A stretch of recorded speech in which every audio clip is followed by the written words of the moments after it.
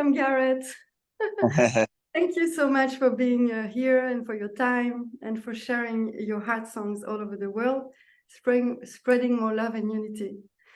Forward to Zion is the title of your new album and tour. So it's an invitation to come together, celebrate life, open our hearts and surrender to the beauty and joy that music brings. Can you share your intention and the story of that new album? Again. Yeah. I'm sorry. Good, all good. I'll record so people know now. All good. The intention really, for this album is unity, to unite and to love one another, to come together as one family. And I see in the world so many forces that try to keep us separated, so many forces that don't want us to come together, because the kind of rhetoric has been divide and rule. Once people are divided and they're confused, then their play can continue. But really what I see is now we're in a crucial time that we must live in harmony. And I know that this is our natural state, is love and peace and harmony. So really the intention is a reminder to all of us that it is possible, that peace is possible, that we have a choice, that we are not just victims of a society or a culture or a system, but we are free, and the earth is free, and we have the right and we have the choice to come home into our hearts and to realize first and foremost who we are, and also to recognize our place in the world today.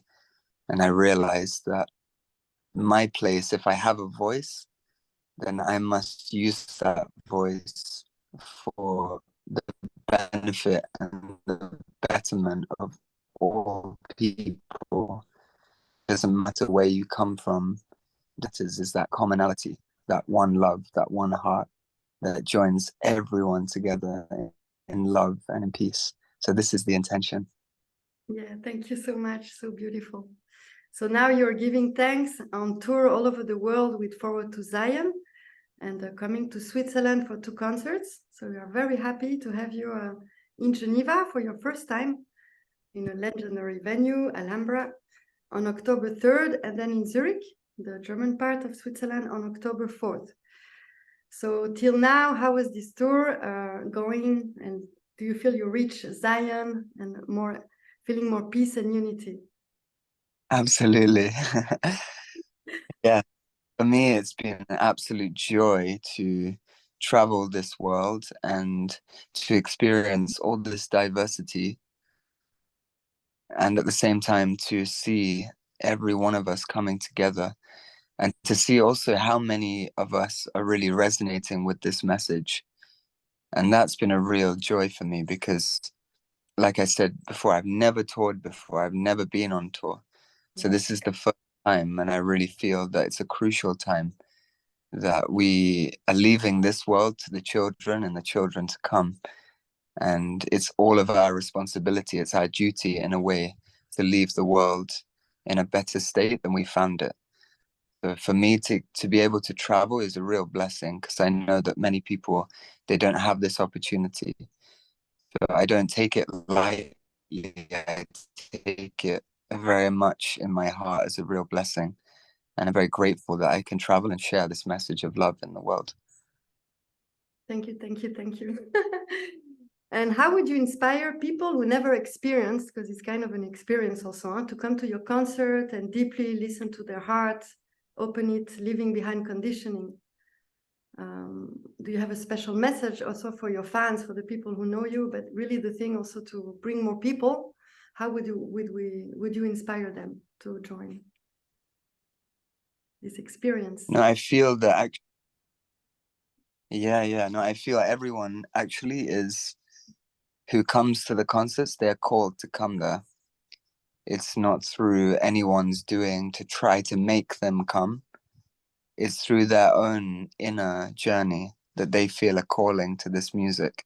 And I cannot spark that in somebody. That's just naturally within them. Once they feel that resonance, then they come. And I feel it's a very powerful thing, because when we come together, we come back into remembrance. And this is the power, is that sometimes people come and they're not familiar with my music. They've never been to one of my concerts before. Maybe their girlfriend brought them, and they're kind of like, they're not really sure, they don't really understand what's all this about. I can, throughout the concert, I see something softening, something opening, something that maybe was once a little bit more reserved, more closed, like a flower starts to open to the sunlight. And this is all that it takes, really. It's just an openness. And when people come and we feel this love, there's nothing else in the world that can compare to this. All the money, all the fame, all the material possessions, whatever it is that we have been conditioned to believe will make us happy, we're coming to see that doesn't make you happy. What we truly long for is to be at rest, to be at home inside of ourselves, and to be of service to others in the world. This is our highest joy. So it's not really coming from my doing, but somehow it's just the will of life. It's the will of Jah, of this presence, this power is bringing us together. And I just have to show up and share these songs. That's my work. Thank you for your service. Yeah, so humble. We're going to talk about that too. Your music is inspired by different cultures, like Rastafarian, Hinduism, Buddhism. You mix yoga, meditation, you mix reggae and mantras. So let's go deeper and talk about your journey. Let's travel a little. So you're a singer, songwriter, guitar player, and father. You started to play music in punk and rock bands, actually, in England, where you come from. And then you traveled to India. You met your spiritual teacher, Muji, and followed the call to live in Portugal in an ashram, in his ashram, connecting to the vision of this life in happiness and peace. So part of your music is really an expression of your spiritual journey and your connection with Muji.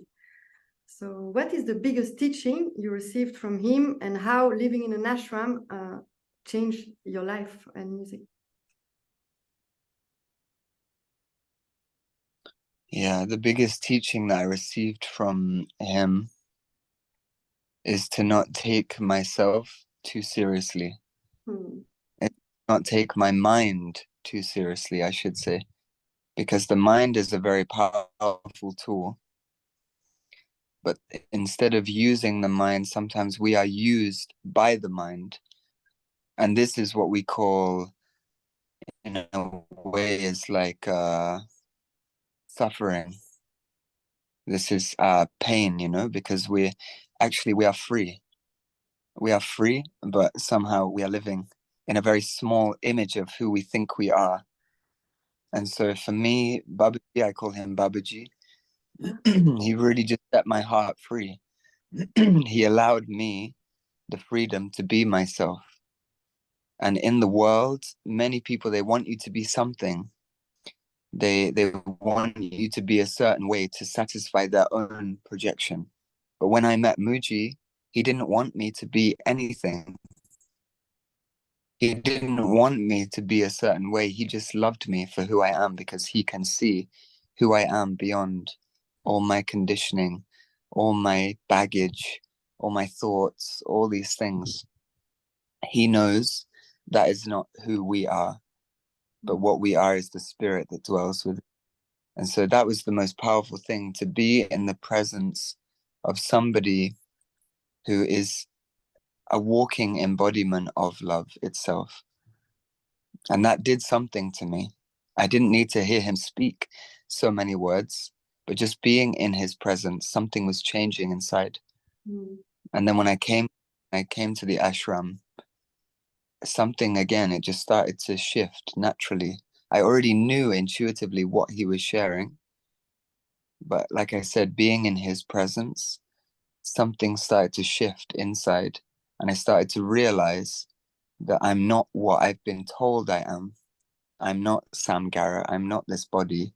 I'm not this identity. And, people, we think that, I'm a musician, I'm like this, you're like that. And there's a beauty in that also. There's a beauty in the diversity, the diverse expressions of consciousness. But underlying that is that space of peace, of love, of freedom. And that's what we truly are longing for. We might think that we really want, I don't know, cars or a nice house or a family. But what everyone is truly longing for is to be free. And so this was the greatest thing about being with Muji, is that he gave me the permission to be free. So beautiful. So yeah, after this experience in an ashram, you also chose to not do commercial music and to seek this truth and authenticity. So today, as I see you, you are really humbly at service with your music, with your medicine, as you said, sharing your medicine, and in that way unveiling your great purpose. So can you maybe talk a little about your dharma, and how do you live authentically aligned with your true nature, honoring your gifts and sharing them with the others? Yeah, I mean, actually, life is, it's like we don't need to live life. We are life. That's what Muji taught me. There's not a life to live. It's that you are alive, to realize that you are alive. This is the highest blessing. Because if you're trying to live a certain life, there's still effort involved. There's still someone trying to live that life. Nobody can do it. The Buddha couldn't do it. Jesus Christ couldn't do it. Nobody can live in that way. But what we can do is discover our already completeness. When we discover how in our spirit, in our soul, in our heart, we are already perfect. There's nothing we need to do in order to be whole or complete, simply to recognize our already completeness. And so I don't live in any particular way. I live every moment in whatever way comes, because I live in the spirit of truth, which is here and now. It's never some other place. I'm not trying to go anywhere. I'm not trying to get somewhere with my music. I'm not trying to be famous. I don't care about all these things. Actually, it's not about me. And this is the funny thing about interviews. Sometimes people want to know about me, but really I'm only here to be of service to the whole. Is in some way my life can be of benefit to others, to remind others that actually we are one family, that there is nothing to gain and nothing to lose, that we are already free. Then this is my work, and this is why I'm here, really. This is my feeling, is that my dharma, in a way, in the world, my work is to bring us in back into this remembrance of what's really important, because I feel that has been lost. Important has always been on acquiring material things, which are always fading away. And so, in a way, my work is to remind people that we're already free, we're already here, and that we have a choice, that we can live in a way that is in harmony with life, that we don't need to fight against life, we don't need to conquer life, and we don't need to become anything special. Because many people, they want to be someone, they want to, in the eyes of the world, we think that maybe if I can, be famous and have people like me, then I'll be happy. But we see that it doesn't make you happy. None of these things, they don't make you happy. The true happiness is coming from being oneself. And to be is that we think we have to do some practice, or live in a cave, or read a million books, or stand on one leg. And all of that has a place, and everything is fine, because for someone that might be their dharma. But what I came to see from traveling to India and these places is that my work is not to run away from the world, but my work is to be within the world and to be of service through these songs. Actually, I'm not going around shouting and protesting and screaming for change, but what I'm seeing is that change is happening just through us coming together and through these songs, because the songs and the music, like I said, this is the medicine. this is what can heal our hearts from this sorrow, from this pain, from this suffering, and to come back to remember, as I said, our already perfect self, our already perfect nature. So this is my work in a way in the world. This is my dharma, is just to remind, to bring people together and to help us to remember our true place. Yeah, thank you. I think also in the interview we can repeat, because it's you sing and in between you really talk, and this voice, what you share, you know, what you transmit is so powerful. For me, it's even sometimes more powerful than the music. Huh? It's all these teachings also that you received. And so, yeah, we can talk about this summer that I saw you in the festival in Corfu. And it's through singing and praying and really repeating this one love, one heart, one family. And it was such a gift to co-create and manifest this new world and humanity together, really feeling this oneness. We were all connected with nature, with music, with the people in this container, receiving lots of teachings and blessings, opening our heart, our consciousness, which is rising the frequency. So what is your vision and biggest prayer for the future? Yeah, so one man asked, a Rasta elder in Jamaica, one man asked him, what is the core principle of Rastafari? What is the core principle? And he said, to unite and to love one another. He said, there is no other principle, to unite and love one another. And this is really it. I cannot say it better than that. There's nothing other than that. As you mentioned, this message which Bob Marley came with, one love. This is really the message, is that we have to come together and to unite, because there are so many forces of darkness that seek to keep us separated, that seek to keep war happening. There are people that profit from war, from hunger, from poverty. There are people that don't want to share. There are people that want to keep all the money, all the wealth for themselves. And this is the byproduct of ego. The ego is greed, is lust, desire. The ego is always wanting more and more and more. It has an insatiable appetite. It's never satisfied. So once you come to see that, really, then there's nothing that you really need in that way. Once you come to realize that you have everything within you, then truly this is the message, to unite and love one another.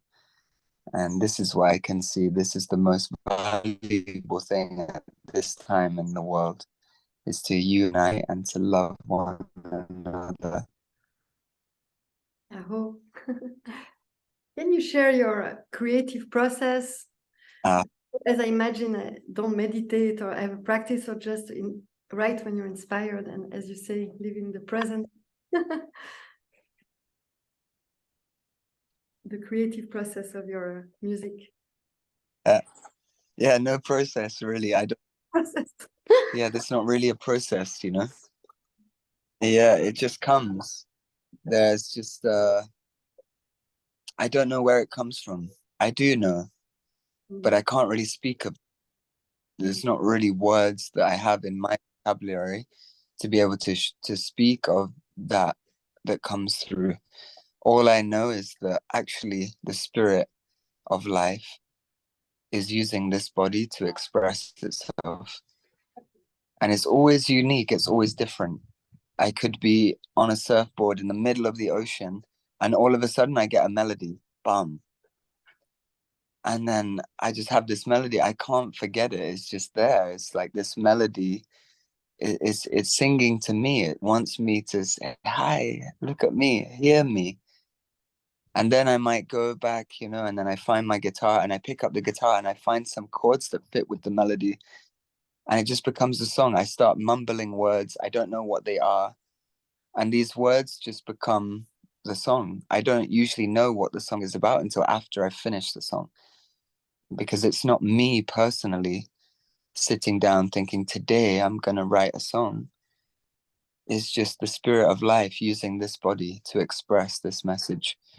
And so really my work is just to become more and more empty of my own thoughts, more empty of doubts, of fear, and to really just live in that love.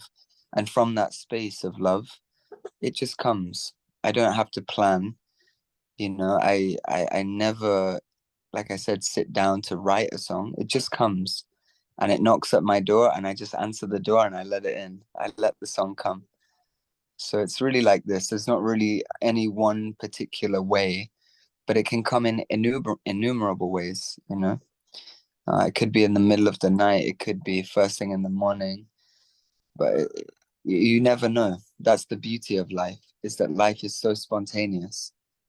And when we're always trying to plan, or we have some agenda, we have some intention for something to be a certain way, usually it can get in the way of the magic that's already flowing. And in a way, that's the work, is not to get in the way of the mystery, of the magic of life, but to just keep letting that magic, to keep letting that beauty just keep flowing. And it's not anything that we have to do. It's not like a creative process. It's already here by itself. It's already coming through. It's already happening.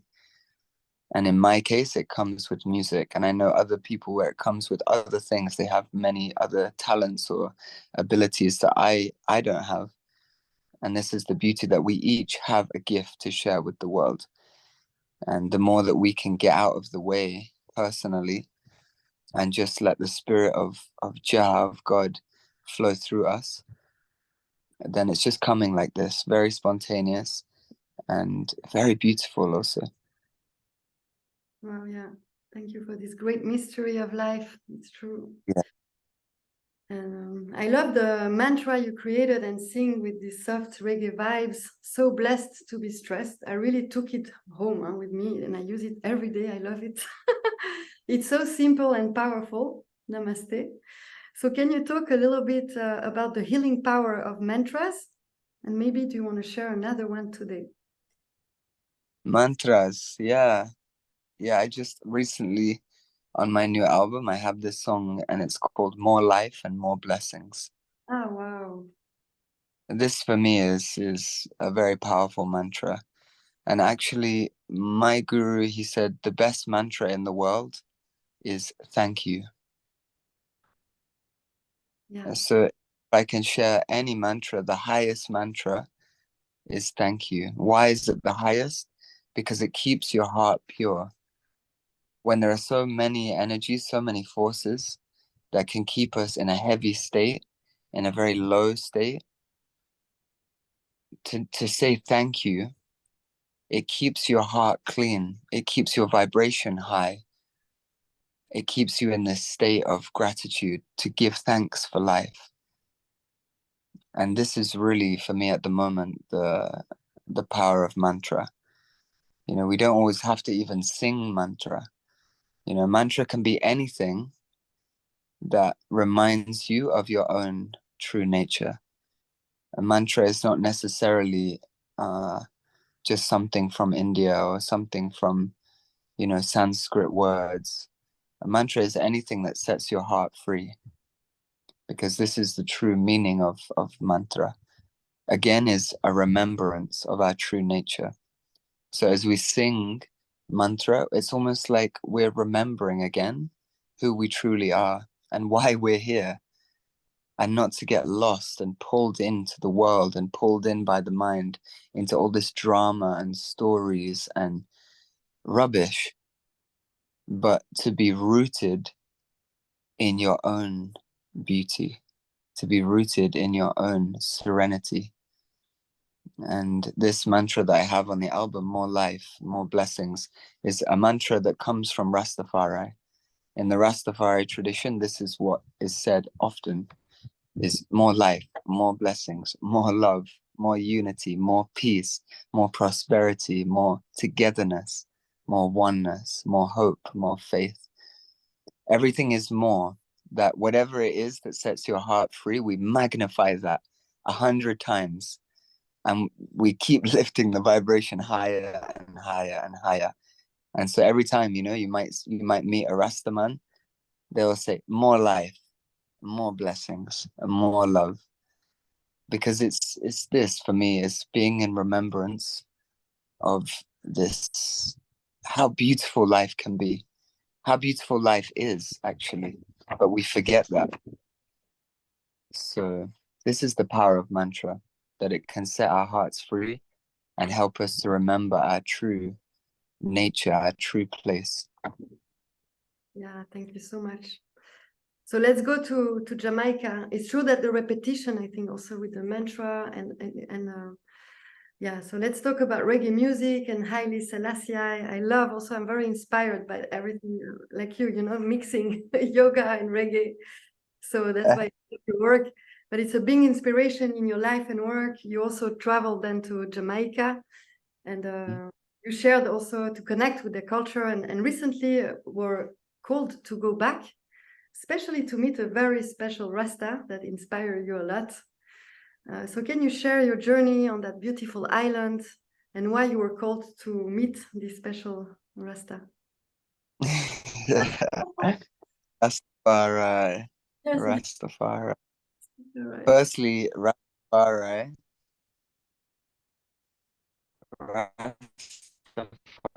is freedom. Rastafari is strength. Rastafari is peace for all people. Rastafari is no division, no separation, no black, no white, no this, no that. Rastafari is one love. So I went to Jamaica when I was 16, when I was a teenager with my family, and it completely changed my life. It had a very profound effect on my life because I felt the living spirit.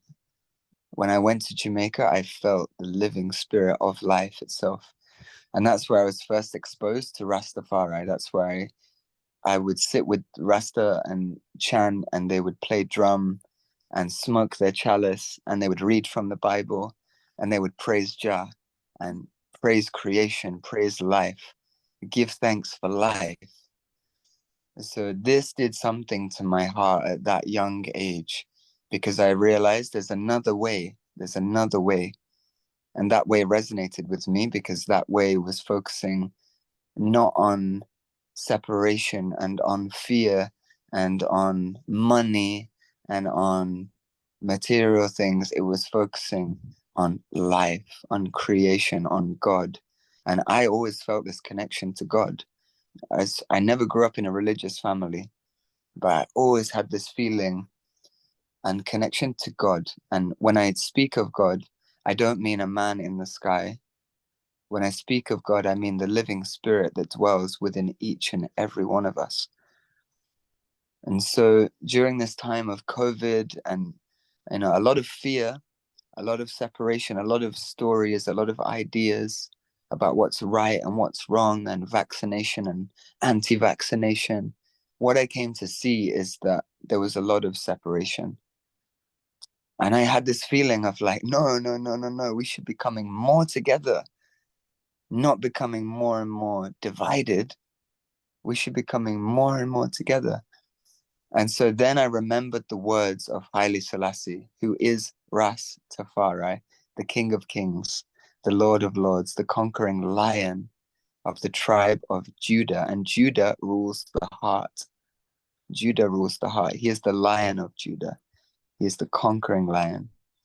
And he said, we must become members of a new race, overcoming our petty prejudice and judgments, and owing our ultimate allegiance, our devotion, our loyalty, not to these nations and politicians and governments that seek to divide us, but to our fellow brothers and sisters within the human community. And so when I read those words again, I'd heard them many, many years ago, and I spent a lot of years as a young teenager researching about Rastafari, reading the Bible, and just coming into a deeper understanding of him, Haile Selassie, who is said to be the embodiment of Christ's love in this time, that he is the embodiment of Christ's love in this time. And then when I started to go back and I started to remember all these words that he had shared, it was like a bomb went off inside my heart. It was like an explosion went off of, yes, yes, yes. This is what we need. Rastafari is what we need. So it became very clear to me, you know, because I was also in a situation where I was being pulled in many different directions. Believe this. No, don't believe that. Believe this. And I felt like I was in the middle of many, many strong opinions. And I'm not going to go into that so much because I don't feel it's important. But what I do feel is important is that during this time, the deeper that I came to understand or overstand about Rastafari, the deeper that I came to see the importance of unity. Because Rastafari said unity is strength. When we are divided, we are weak. We have no power. And so that was really, it shook me. It did something in my core, in my being, in my soul. Because up until that point, you know, maybe I was still, you know, sharing my music, you know, and sharing this message, but something really hit home in this moment. And so then I found this video of this elder speaking, this Rasta elder. His name is Ras Bongo. And he said, there is no me and you. There's only I and I. The same I am principle, the same I am that Yeshua said, I am that I am. The same principle lives inside of each and every one of us. And he said, there's no difference between I and I. We're all from the same one heart, the same place. And so I was crying. When I heard these words, I started to cry. And I had goosebumps all over my body, sitting in the hot sun here in Portugal, because when you feel and you receive, you know instantly this is the truth. And so when I heard these words, I picked up my guitar and a song I and I, it just came. Give thanks for life and praises to the Most High. Don't waste your time imprisoned in the mind. If you seek, you will find. What we are looking for is right inside. So don't bargain, don't beg, my children. We're bringing love to each and every nation. Do good and know that we are equal. We have to come together as one people. And in Rastafari, when they chant, they play their drums. Because during slavery, the drums and their culture, their language, their identity of Black people was stripped from them, was taken away. They said, you can no longer sing those songs. You can no longer play your drums. You can no longer praise God in the way that you want to praise God. You must praise God the way we tell you to. So out of a rebellion, out of an uprising, they started to chant. Rastafari started to chant. They started to play their drums out of a rebellion against the colonial slave masters. And every time they hit their drum, they chant, do good, do good. And this is another mantra from Rastafari, which has been very, very powerful for me. Do good, do good. And so then I had the great fortune to go to Jamaica to meet this man. And I actually got to sing this song for him and for his family. And it's one of the greatest gifts of my life that I'm now able to call these people my family. And the greatest thing is that they don't know me. They don't know where I come from. I don't have the same skin color as them. But when I meet them, they say, welcome, brother. I say to my friends, welcome, sister. Come and eat with us. The little that they have, they share with me. Why?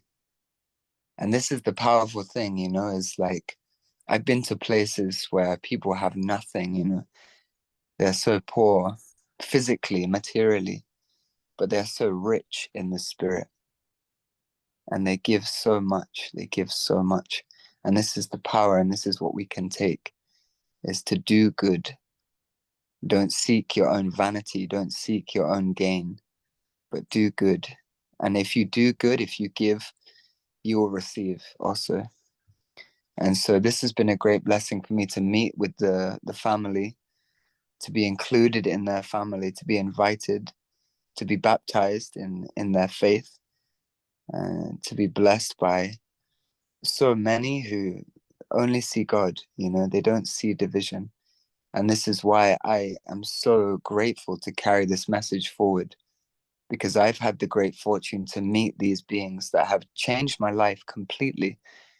They have inspired me in ways that I don't have words to speak of. And so it's my good fortune that now I get to travel the world and share this message in the world that has been given to me from them. And as I said before, the message from the elder is to unite and to love one another. Thank you so, so much. I really, really emotional, and it touched my heart a lot. I think it's very important today that you share it's true, the resonance with the Haile Selassie prophecy. And it's really important today, actually. So thank you.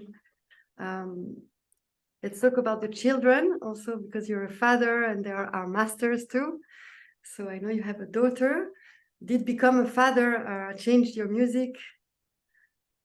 Does your daughter play music and inspired also you, maybe, and you work together? I don't know. Can you share a little about this relation? Yes, for me, becoming a father, it really changed my life, because it was no longer about me. It wasn't about my life and what I want and what I feel I should do. It became more about how can I serve you? How can I be of service to help you grow, to nurture you as the seed? And actually, in a lot of ancient cultures, they have this view or this feeling that the children are like seeds, that when we nurture them, we give them the right food, the right nutrients. We surround them with love and give them the permission to express and to be themselves. Then they're really the ones who can carry this torch, this fire forward to help bring great change in our world.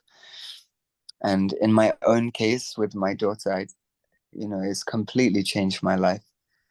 To become a father is, like I said, it's no longer about me.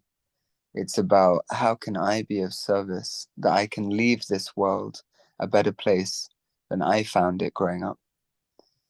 And I was also blessed with a very, very beautiful family that loved and still love and support and nurtured my spirit and my soul with so much encouragement and inspiration. They told me I can do anything I want.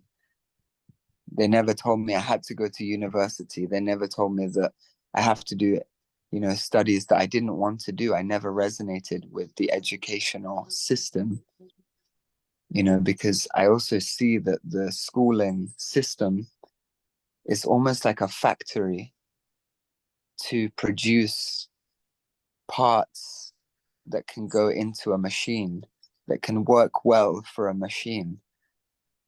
And I always loved music. So as a young child, all I wanted to do was sing and to play my guitar. And, I love skateboarding and I love exercising, being outdoors, being in nature. But in the educational system, that was never nurtured, because it's not productive to the system to be creative.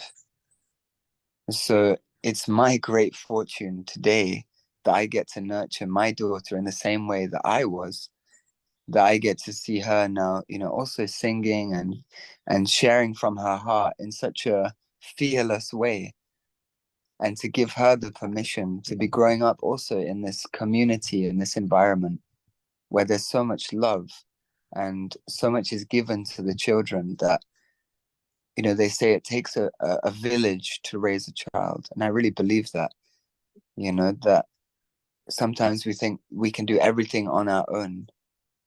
But actually what I've come to see is living in a community, living with so many others, with so many children, that we all look out for each other.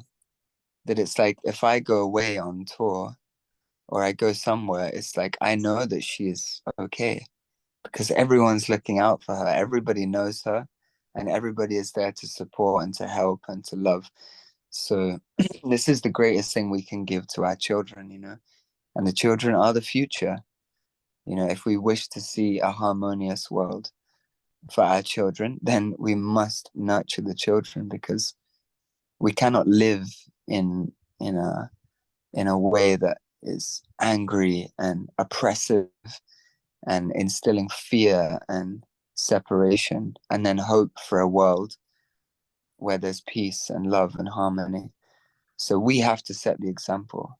We have to be the example that love exists in the world, and for our children to be around that, for them to feel that, and for them then to carry that torch, and in whatever way they wish. I would never push music or any of these things upon my daughter or on anyone, but just to nurture them, that their own talents, their own abilities may be supported, it may be nourished, it may be nurtured. And from that, these flowers will grow into mighty trees of abundance and beauty that we can't even imagine. Wow, Yeah. beautiful. So yeah, let's talk about this new, it's true, new world rising up, and all these festivals and concerts where people come together and really sharing. We feel this oneness, connected many times also with nature, with children, with elders, with music. So yeah, what's your vision and biggest prayer for the future, for this future generation? To unite and love one another. Yes, no other prayer is necessary. To unite and to love one another, to recognize our own inherent freedom, our inherent sovereignty, to recognize and to realize that we are free, that we are love itself embodied, the love of God embodied in flesh, and that there's no end to what we can do. When we become members of a new race, there is no end to what we can do. And of course there will be challenges, and that we're going to have to face certain challenges in our lifetime, but ultimately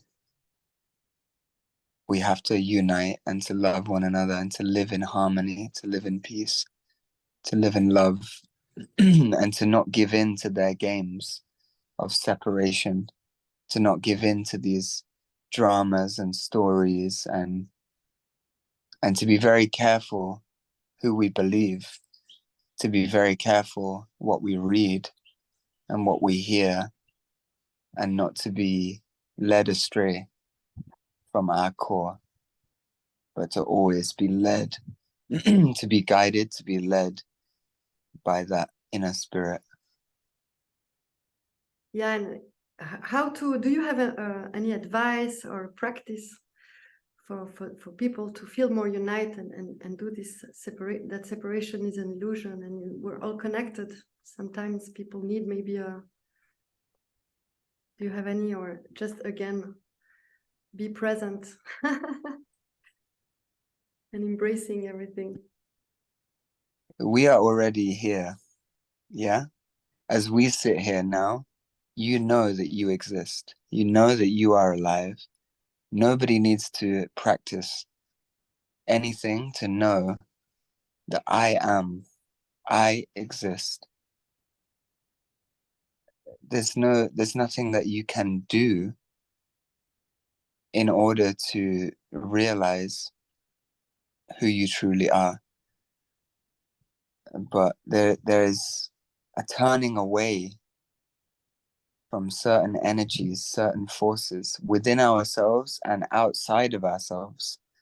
Very manipulative energies from the mind, very enticing, very luring, deceptive energies which want to keep you focused on a very low level of consciousness. Once you start to realize that, There's nothing else that is needed other than to recognize, as you say, your own presence.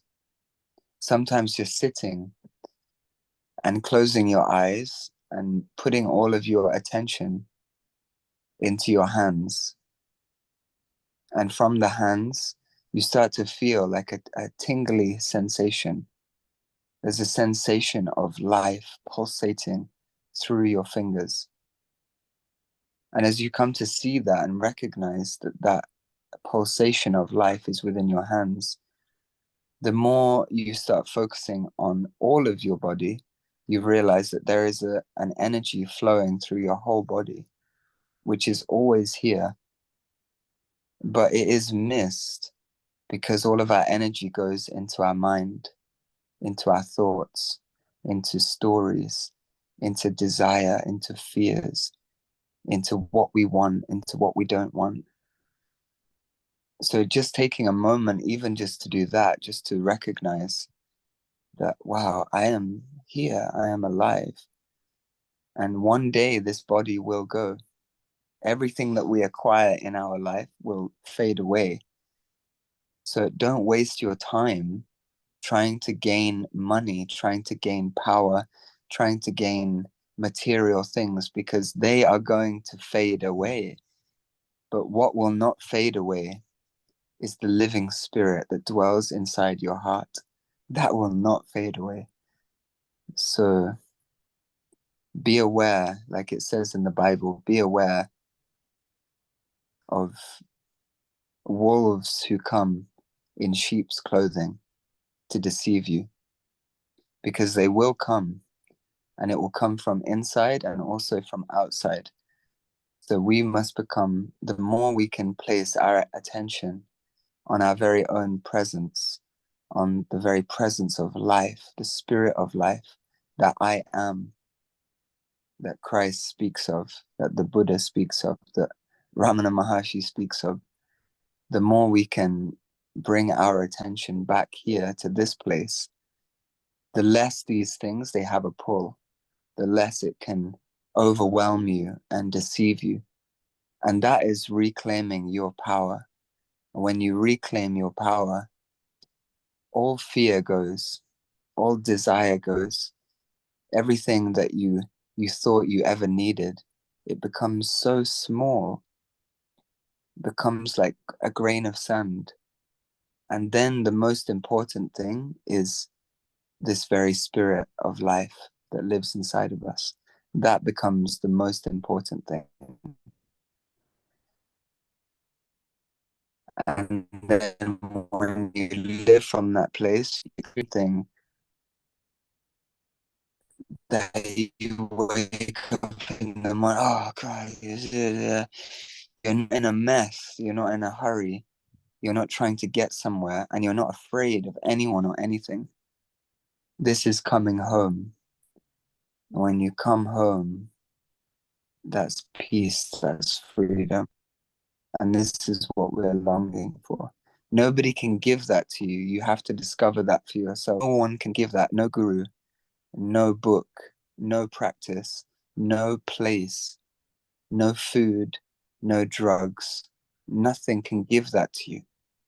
You are already complete, but you have to discover and find that for yourself. And that will take a certain amount of courage, a certain amount of earnest energy from the heart to say, yes, I choose freedom.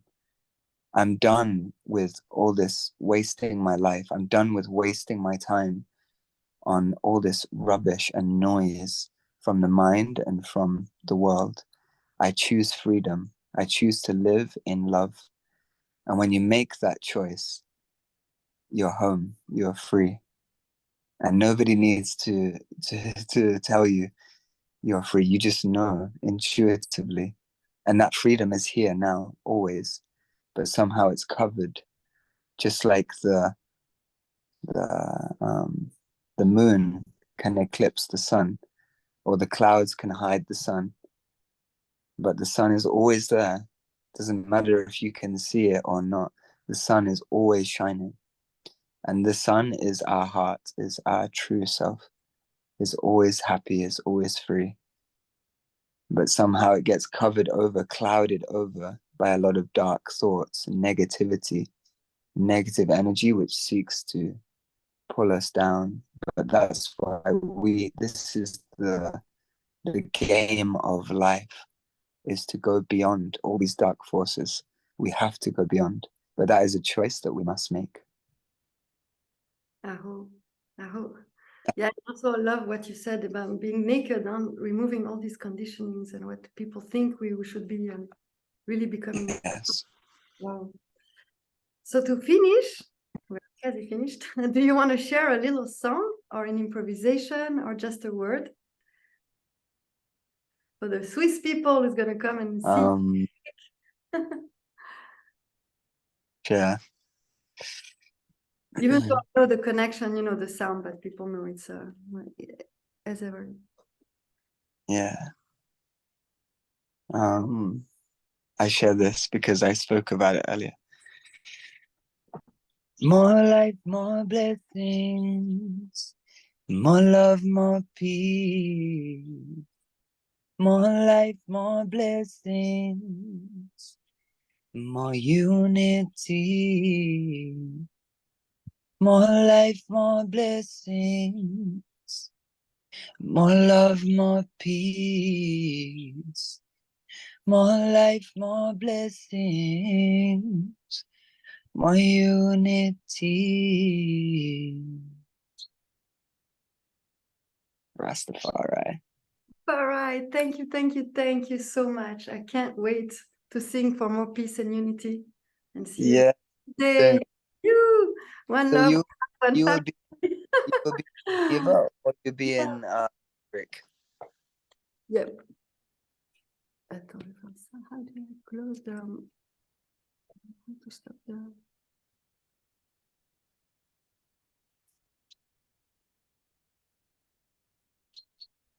I think I don't know how to stop it. Technology, but I think I stopped it already. Still recording, but it's okay. Okay, so let's see how to authorize. Yeah, so thank you. I'm gonna stop. Maybe when we cut, it's gonna stop the interview. Universal Sound Romandy is gonna use it, and me, I just created a new YouTube as I had another interview. So you're gonna be there too, and yeah, and I see you on Tuesday, and I'm so happy for all your sharings. It's really wow, what a journey, and so beautiful, because for me too, really, the power, the medicine, there is only one thing, it's love. And yes, really, thank you to get us united again and bring so much joy and heart and beautiful soul. Joy. Lovely to speak to you. Thank you. So I will see you in Switzerland. Yeah, I see you in Switzerland, in Geneva. I live in Geneva, and I help Jenny also for the show on Tuesday. Amazing. So I'll see you there. See you there. Thank you. Have a beautiful day. Yes. Love you. Love you so much. See you.